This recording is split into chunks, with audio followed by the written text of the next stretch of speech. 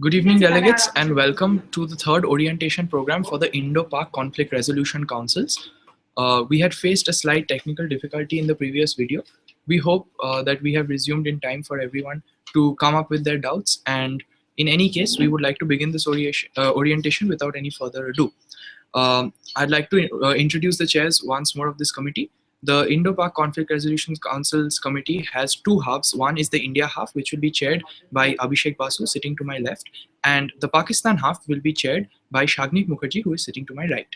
So they will tell you about all the nitty-gritties of this committee, and I would request you to pay rapt attention to their speeches, because this committee is highly unconventional and it is a completely new take, and it is, as I said before, it is highly unconventional, so it will pay you good dividends if you listen to this orientation very carefully. Without further ado, I would like to hand over the floor to the two chairpersons. I trust that this orientation process will be helpful to all the delegates. Thank you.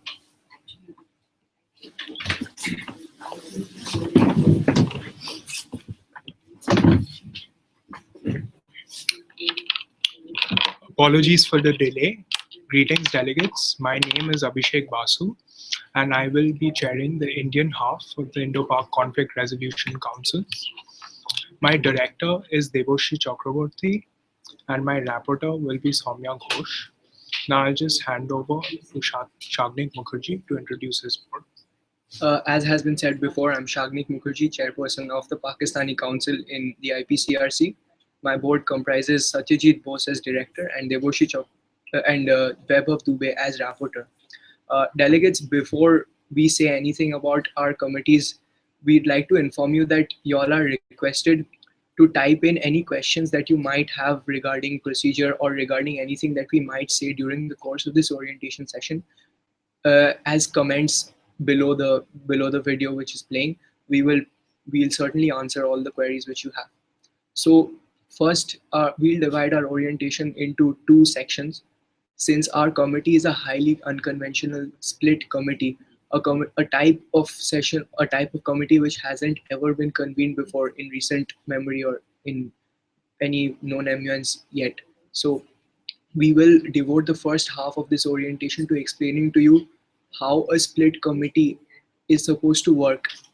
And for that, I leave Abhishek Basu to do the job.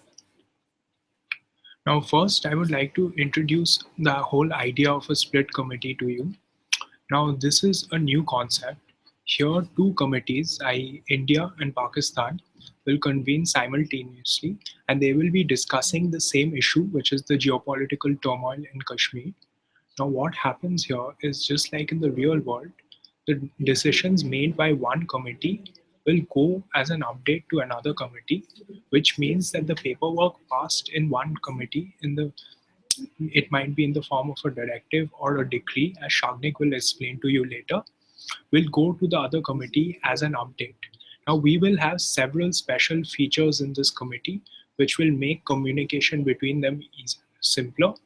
And understand, delegates, one thing, that you have very few holes in this committee because you are only answerable to your constitution.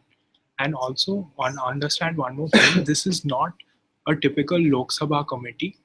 This is merely high dignitaries getting together to solve a certain crisis, and you are expected to act in a certain manner. Now I will move on to Shagnik, who will explain to you the different features that this committee will have for communication with the delegates and the different kinds of paperwork that is available to us. Delegates, by now I'm sure you're well aware that the Indo-Pak Conflict Resolution Councils is not a standard MUN committee, which means that we have sufficient scope to expand on standard MUN procedure and include and incorporate several new interesting aspects of procedure which will benefit committee and which will make debate flow more smoothly. We expect delegates in the Indo-Pak Conflict Resolution Councils, keeping in mind that this committee is a split committee, we expect you to be well aware of the status and of the demands of the delegates in the other half of committee. And we do understand that due to this committee status as a split committee, delegates in one council may want to interact or may want to communicate with other delegates. And for that, we have introduced a feature which is called the cross-committee communique. Cross-committee communication lines shall always remain open throughout the course of 3 days of conference. And via these cross-committee communiques, the delegates of one council may, if they wish to, or we certainly encourage them to, via these cross-committee communiques, you may interact with, plan strategy with, or discuss peaceful ways to end this conflict with the delegates of the other half of committee. Understand, delegates, that you can also use this cross-committee communique as an effective tool to steer the course of debate in the other half of committee, which means that even though you might be in the Pakistani council, if you utilize this special aspect of procedure to the best of your ability, you may just be able to stimulate or to steer the course of debate in going on in the Indian council, and that puts you at a huge advantage. Now, that's for cross-committee communiques. Another important aspect of the cross-committee communiques is that cross-committee communiques shall always be private, and they must always be passed through the executive boards. If a certain delegate wishes to communicate with another delegate in the other half, you first write a cross-committee communique, specify who is the author of the communique and to whom it is directed, and then that communique will be sent to the executive board via members of the logistics team. After the board has gone through the communique, that communique will be transferred to the next executive board in the other council. And that executive board, when they go through that communique, will then transfer the communique to the destination, to the delegate who wishes to the destination. Moreover, Another special feature that we have in our committee is a declaration. Now, what a declaration essentially is that if you are part of one half, let's say you're part of the Indian half, and you want to send a message or an official declaration to the Pakistani half, then you have to have something, whatever you want to send to the other half, you have to have it ratified by the simple majority of your committee and have it sent to the other half, and this will be read out as a declaration to the other half. Now, this is a very effective tool in the sense that you can also use it to your advantage to let the other committee know what you're thinking, or in some cases it might be used for deceptive purposes as well, as long as you use it carefully. Now, understand one more thing is that you need a simple majority of your committee. Therefore, you cannot just pass a declaration if you feel like. You have to do extensive lobbying. You have to get the support of your committee, get it ratified by your committee, and only then can you send the declaration to the other committee. now, adding on to the cross-committee communique and the declaration, we have also provided you with special features in terms of paperwork. Now, since this committee is not a standard United Nations committee, you will not have the standard resolution to solve this geopolitical turmoil in Kashmir. Instead, you are expected to solve this problem via different forms of paperwork, and different forms of paperwork being directives and decrees. Now, I will elaborate upon each of these forms of paperwork. A directive, as you all must be well aware, is a form of paperwork where you convey the course of action which you might want to take regarding a certain crisis. Now, in the Indo-Pak committee, we are not strictly going to follow the nitty-gritties of paperwork in terms of putting a semicolon on the end of every clause and not having a full stop in the middle of the paperwork. We are not strictly going to follow those aspects of paperwork. However, we give you that freedom with the hope that you will utilize this freedom in order to produce paperwork which is of substantial quality, not in terms of being spick and span when it comes to presentation and such matters, but we expect the content of the paperwork to be spot on, which is what we are looking for in this committee.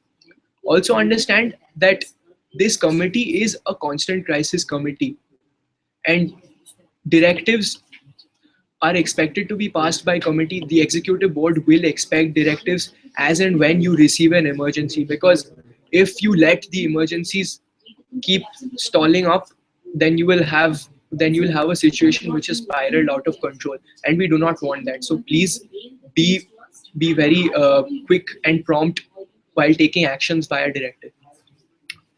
Now, as Shagnik already mentioned, that we are not an official United Nations committee or anything like that.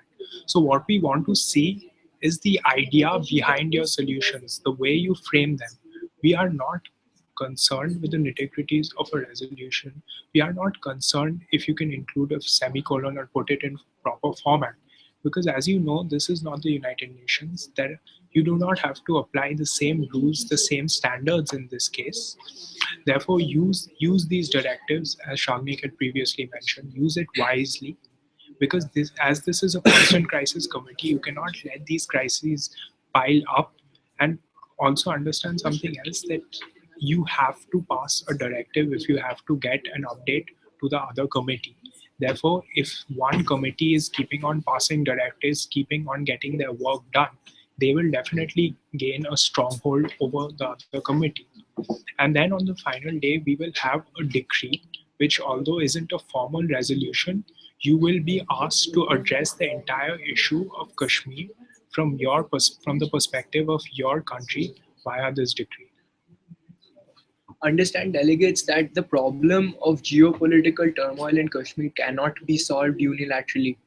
If the Pakistani Council or the Indian Council has a fixed set of ideas and solutions in mind which they would like to implement in this area, they must be well aware of what the other side of the coin also expects, right? So you must always keep in mind the demands, the needs, and the status of the other council. Understand that the whole concept of a split committee poses to you a challenge. You not only as a delegate dominate and steer the course of debate in your half of committee, but via the special procedures we are allotting to you, you utilize them to the best of your abilities and also steer the course of debate in the other half of committee. Cross committee communication will be vital in anything that you try to do, so please utilize them to the best of your abilities. And Abhishek will now elaborate.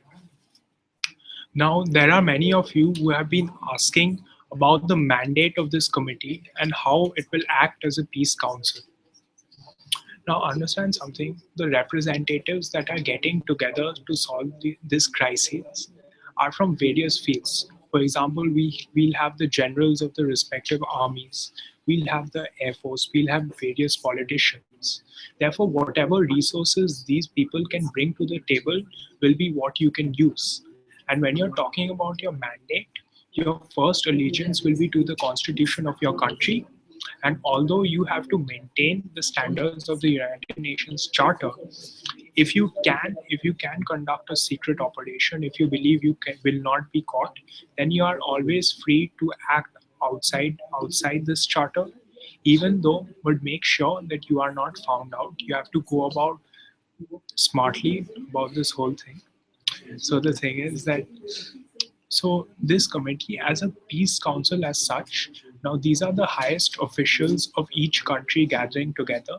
Then from every sphere you have a representative, and therefore if these countries understand that this is a bilateral problem and these countries together can bring about a solution to the issue. Understand that if you want a mandate for this committee, the only mandate that you have is protection of your national interests. That is what you are expected to do as a member of the Indo-Pak conflict resolution councils, and that is probably the only way in which this problem can be solved. Now, it is obvious that both these countries have conflicting national interests, which is where communication between the two halves of committee becomes so vital. Understand that if we do not communicate with each other, then the solutions that we put forward will also be contradictory, and that is something which we do not want, because that is what has been happening for so long, and that has clearly not taken us any closer to solving this crisis. And hence we stress so much on being cognizant of the demands and of the status of the other council. Now, as you know that because as we mentioned previously, that there are unique people from different areas who are coming for these committees, there will of course be special powers bestowed to different people. Now, for example, if you have the Chief Justice of India in one committee, his take on the constitution, his take on the legal aspect, and what the Supreme Court, etc., will decide on a particular matter is crucial. Similarly, if you have the General of the Indian Army, his take on the military strategy is extremely crucial. So, whatever way you can include yourself, whatever power you have, make sure you bring yourself to the forefront, utilize it to the best of your abilities, and do your portfolio justice. The special thing about these committees are that every single portfolio is extremely relevant. Everybody has some kind of special power, some way they can help both countries and Kashmir as a whole. And therefore these different unique powers are bestowed upon each and every one. So make sure you utilize them in a manner which is good for you and your country. Delegates, every portfolio allotted to you has been handpicked with extreme care by the executive board, and we have done that in a manner such that we look at the Indo-Pak conflict from every possible angle. And keeping that in mind, we would we would really encourage you to always keep under consideration the requirements of your portfolio, the limitations of your portfolio, and of course the special powers. But do also keep in mind the limitations that your portfolio might have. When you come up and state solutions or make comments or make statements in committee, we expect you to keep in mind the provisions of your portfolio, the special powers certainly, but also the limitations. We stress on limitations because you don't want to come up on the floor and make and suggest measures which you are not empowered to take, because that won't lead us to any good. And hence we urge you to keep in mind the provisions of your portfolio. Please be portfolio oriented. See, just like the United Nations has different countries with different policies, you with your portfolio, you will be asked to act in a certain manner which is beneficial to you as an individual, and by using that special power, you actually bring about a holistic solution development of the Kashmir issue. Now, there are some of you who have been asking if we will be having a joint session or not. Now, understand, although there are no current plans for a joint session, that if the committee requires it, if there is grave need, if there is some grave threat in Kashmir, there might be a joint session. Understand that ideally we would not want you to have a joint session, because obviously we do not want the crisis in Kashmir to escalate to such a level that a joint session is imminent. But even if we do have a joint session, you must not focus or wait for the joint session, because as the executive boards of the Indo-Pak conflict resolution councils, we expect you to have a certain amount of efficiency to prevent the crisis from escalating any further. uh, Right. Like he said, like Shamik previously mentioned, that of course you would like to prevent any such joint sitting happening, because a joint sitting can only occur in the gravest of situations when both countries will have to come together. Also understand something else, that you have to, if you have to negotiate, you cannot make a one-sided deal. You are The reason that both these committees are discussing it simultaneously is that so that it can reach a solution from both perspectives, which is going to be the end goal of this committee. yes. Delegates, now we have explained to you quite a bit about how we expect committee to function, about some aspects of special procedure and the special powers and provisions given to you. We will give you 5 minutes time to think whether or not you have any questions in particular that you want us to address. We'll be waiting for any questions, and if you have any questions, we'll certainly address them via video. Thank you. Thank you.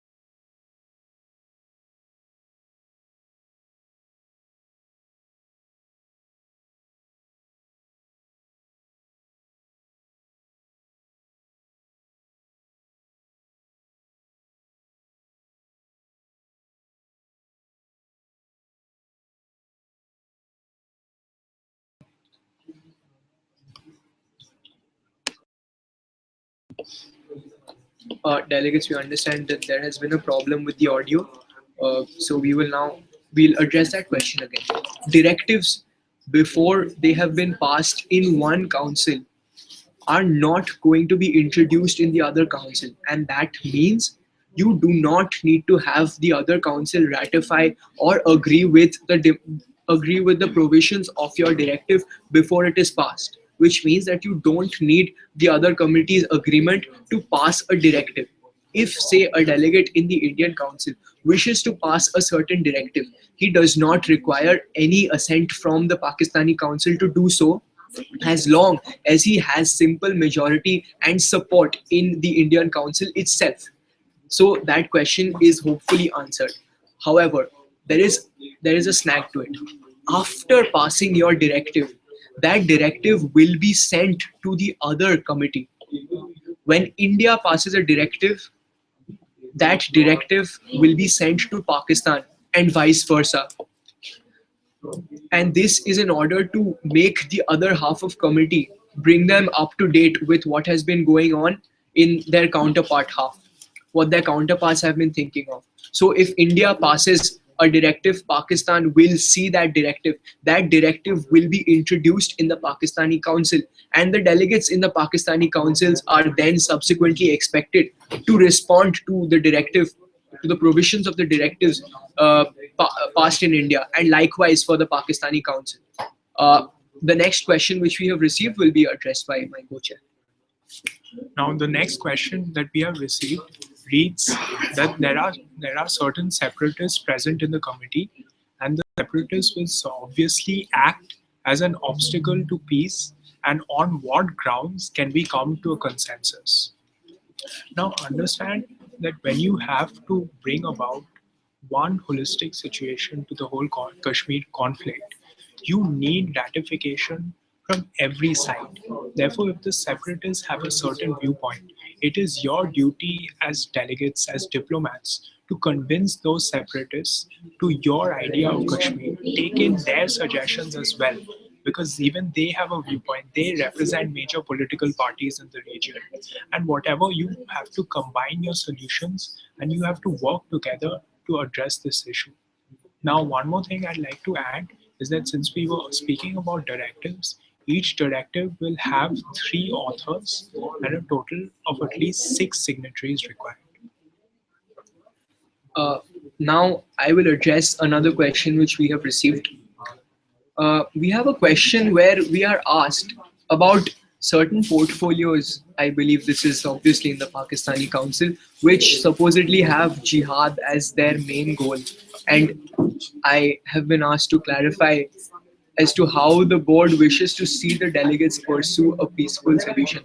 Well, delegates, if you do believe you have such a portfolio in committee, I will urge you not to be blatantly violent or jihadist in committee. Please carry out all the ulterior motives which you might have a bit discreetly, let's put it, so that the Indo-Pak Conflict Resolution Council can actually try and resolve a conflict instead of make one. So I hope that answers that question. Another question that we've received states, if we are assigned the portfolio of the leader of a party, should we follow party policy or country policy? Okay, now understand, delegates, that if you are the leader of a certain political party, you represent the views of that party first. And what you have to do is, you have to tie it to the present situation and you have to explain how your party's policies will actually be for the benefit of your country. That is your main duty here. That if you represent, every party has a unique take to the Kashmir issue. And if you are the leader of a certain party, then you have to present your party's take. That is the whole reason you have been called to this sitting. Delegates understand that every major political voice in both India and Pakistan, in the Indian subcontinent on the whole, has a completely different opinion of the Kashmir conflict, of why the Kashmir conflict exists in the first place and what to make of the Kashmir conflict. And we as chairpersons have tried to incorporate all these perspectives so that they may be represented in committee, which is why we have such a diverse range of portfolios in committee. What we expect each of you to do with your allotted portfolio is to try and convince the others in committee that what you believe, that your opinions about the Kashmir crisis, and that your proposed solutions in the Kashmir crisis are the best to resolve this crisis. Also understand, delegates, that the Indo-Pak Conflict Resolution Councils aims to resolve the conflict, and that should ideally be by peaceful means. Ideally be by peaceful means. We leave the rest to your understanding. Now, Kashmir is a multi-dimensional issue. There are several parties which are deciding which have several takes on the issue, which have several different opinions, and your job is to collaborate, take all these opinions together, and form one coherent solution. Delegates, I would like to bring to your notice two portfolios that we have in committee, which are not really a part of either the Indian Parliament or the Indian Cabinet or the Pakistani counterpart. These are the Chinese, the Pakistani and the Indian ambassadors to China. Understand that these portfolios have been included in committee so that we can bring to light a very important aspect of the Kashmir conflict. I am sure that you have done enough research by now to know that the Kashmir conflict is not a bilateral issue. It is in fact a trilateral issue. So uh, we have two representatives of their countries to China, who happens to be this third stakeholder in Kashmir. Uh, we have them in committee in order to bring to light this issue. And here again, we would remind you to be very portfolio oriented while making any statements in committee. Now, sir, there's been a question asked which reads, if the decisions made by two councils clash, how will they be decided? Now, delegates, welcome to the real world. This is exactly what happens, that when certain countries make a decision, it might not be liked by another country, and they might make a decision which might go against another country. Now, this is obviously expected to happen. So if you have to be clever about this. You have to use subterfuge. You have to use whatever means you have, whatever weapons if you have, whatever technologies you have, to actually come out on top if there is a direct clash. Understand that another thing which is implied when the decisions made by the two councils clash is that the two councils have failed in their duties to resolve the Indo-Pak conflict. They have failed in their duties to do what we expected them to do, uh, having a split committee, discuss this. And this is why we urge you to utilize all possible ways of cross-committee communication to the best of your abilities. Understand, delegates, that this is not only a test of your speaking skills, not only a test of your diplomacy, not a test of how dominating you can be in committee. This is not an Indian Rajya Sabha or a Pakistani cabinet meeting. This is a meeting of the Indo-Pak Conflict Resolution Councils, and it is a split committee, which means that your lobbying will be tested to the very fullest. You not only lobby and establish yourselves as the reckoning force in your individual half of committee, but you also lobby significantly well in order to establish yourself and in order to establish communications, most importantly, in the other half of committee. So that clearly is a very challenging thing for you, delegates, and I'm sure you are up for it. Now, this is another situation where the whole point of a declaration comes into play. Now, what a declaration will allow you to do is it will allow you to keep track of how the other committee is proceeding, and you are expected to make your decisions based on the opinions of the other committee. That is the main way we expect you to reach a consensus. You have several means to know and understand what the Pakistani or the Indian half is thinking and take action accordingly. Delegates, we've just received a notification wherein we have been asked to inform you that we must wrap up with this orientation session in the next 15-20 minutes. So please send in any questions which you might have immediately, so that we may address them via video. We have another question, And in this question, we are asked that since the separatists come only from the Kashmir Valley, who will represent the other factions living in Kashmir? Uh, and we have names such as the Ladakis, the Kashmiri Pandits, and and the residents of Aksai Chin. Now, in order to represent the views of the people living in Aksai Chin, we have have the Indian and the Pakistani ambassadors to China, and moreover, delegates understand that the separatists are not only concerned about the Kashmir Valley. The separatists have a much broader plan of action.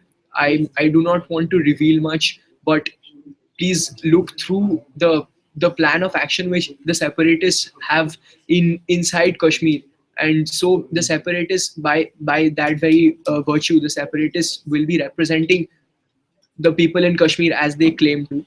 Uh, yeah, moving on. Now we have another very interesting question. This states that in being discreet about our jihadist stand, won't we violate our policy? Now understand something, that if you have a complete jihadist stand in the first place, and if you agree to come to a meeting of a conflict resolution council, that automatically means that you are going to set aside certain personal views. Although you have an opinion about Kashmir, you are open to negotiation, you are open to discussions about this whole issue and come to one solution. The whole reason this cabinet is meeting, different dignitaries, people from different political parties, different systems, etc., are coming together, is because they all want their views represented. Therefore, if you have a jihadist stand, if you mildly put it and if it gets accepted by your committee, then that is certainly good for you. But if you go all out and make a declaration of jihad, it might not get accepted by the committee, which will actually lead to your own downfall. Delegates understand that the chairpersons of the Indo-Pak conflict resolution councils have not given any terrorist portfolios, because as we know this for a fact, that India does not endorse terrorism and Pakistan certainly does not. So we have not given any terrorists a position in the Indo-Pak conflict resolution councils.